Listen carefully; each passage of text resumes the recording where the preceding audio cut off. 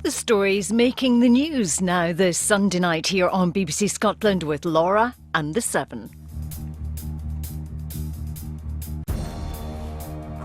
Hello and welcome to The Seven. Tonight, Nicola Sturgeon suggests she could start the ball rolling for another independence referendum next spring. We'll have all the reaction. Holyrood has elected its most diverse parliament in its 22-year history. And St Johnstone have booked their place against Hibs in the Scottish Cup final.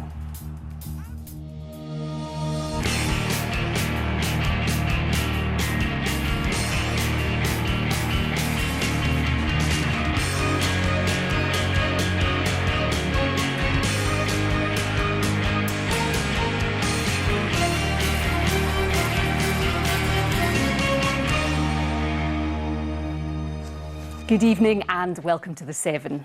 As the dust settles on election 2021, Nicola Sturgeon has said she won't rule out introducing a referendum bill as early as next spring once the pandemic ends. A senior UK government minister said the election results showed that the Scottish people were not agitating for another independence vote, but played down the suggestion of going to court over holding a referendum. Well, let's get a quick reminder now as to how the next Scottish Parliament will look. It was an emphatic win for the SNP. They have 64 seats. That's one more than last time, but one shy of an outright majority. No change for the Scottish Conservatives. They've held their total at 31. Labour lost 2 seats from last year and will have 22 MSPs in the chamber. There was good news for the Greens. They gained 2 new MSPs from 2016, meaning they'll now have 8 seats in the Parliament. And the Lib Dems have lost 1 seat. They'll have 4 MSPs at Holyrood. So as you can see, there hasn't been a seismic shift. One other thing that hasn't changed is the debate over IndyRef 2 and when that will happen. Our Chief News Correspondent James Cook has more. Rajdeep Sandhu. Rajdeep, thanks for being with us. What has actually changed and what happens now? Yeah, so it almost feels like everything's changed and nothing has changed because broadly, as you were saying, the political makeup of the Parliament hasn't dramatically shifted in either way. But of course, the SNP and the Greens do have a pro-independence majority larger than last time.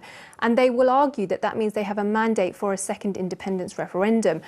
Everybody, though, within, across the unionist independence debate is almost agreed that that's not the focus right now, the focus on the pandemic recovery. But I thought it was interesting this morning that both Nicola Sturgeon and Michael Gove, who is the UK government minister kind of in charge of trying to keep the union together, were both very kind of wary of this ending up in court. Both of them didn't really seem to want it to get to that stage. And I thought what was also interesting is that the UK government hasn't turned around and said no. They have said not now. So in that conversation between the Prime Minister and the First Minister, as James said, she said that a second referendum is an if, not a when, and the Prime Minister emphasised that the focus should be on COVID recovery right now.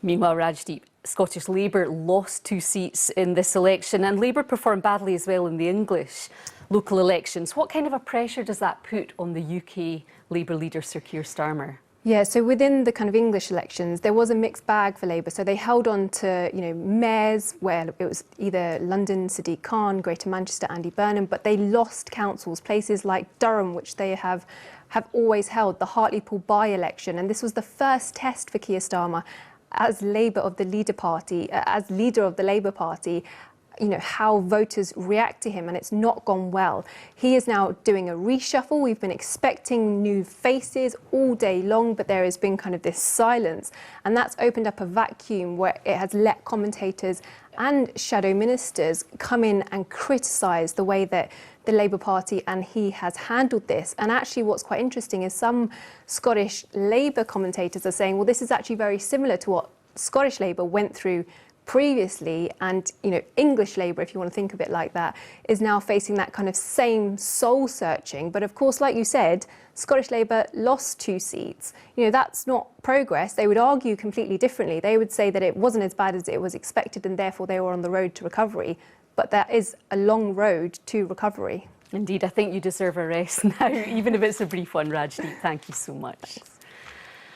Now, in households, neighbourhoods and constituencies across Scotland, it's clear the nation is deeply divided over independence. In some areas, voters rallied round the pro-independence candidate, while in other places, they backed the person most likely to beat the SNP. Our political correspondent Andrew Kerr now reports from along the Clyde, where neighbouring constituencies have each opted for a different path.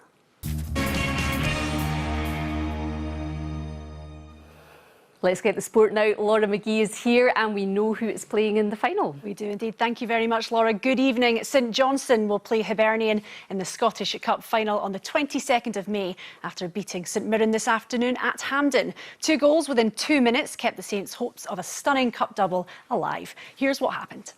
And that's all your sport from me. Laura, thank you so much. Let's get the weather now with Kirsty. Good evening to you. It's been quite a blustery day of weather with frequent showers. Certainly low pressure has been dominating proceedings today and will continue to do so over the next few days, anchored across Ireland, maintaining unsettled conditions, bringing showers or longer spells of rain our way. This evening and tonight, many of the showers will die out. We're left with quite a good deal of cloud, some occasional clear periods and a scattering of showers, especially in the west. Temperature-wise, on the mild side, around 5 to 10 Celsius, and still fairly brisk south to southeasterly winds around the coasts of the southwest. Tomorrow morning, some brightness, some sunshine, but then again, these showers become fairly widespread as we go through the course of the day, and they'll be heavy at times with the odd rumble of thunder and hail in the mix. A more persistent spell of rain moving its way into the coasts of North Aberdeenshire and the Northern Isles. Highs of around 13 to 16 Celsius for most, and it stays fairly blustery. Into tomorrow night, that rain pulls away from Shetland and many of the showers ease. Tuesday into Wednesday, low pressure still never too far away, so we maintain fairly showery conditions. I think on Tuesday, though, if anything, the showers will become more scattered in nature, more in the way of sunshine for many of us, but a longer spell of rain pushing into the Western Isles and northwestern coasts. And temperature-wise, we'll peak again around 15 or 16 Celsius. That's the forecast. I'm joined now by our chief news correspondent, James Cook. James, just some final thoughts from you. Well, it's interesting looking at this election, isn't it? Because clearly this has been another landslide victory for the SNP and a significant result. But I suspect that what's going to happen now in terms of the Constitution, which we've all been talking about, Laura, so much over the last few hours and days, is that we might enter into something of a phony war.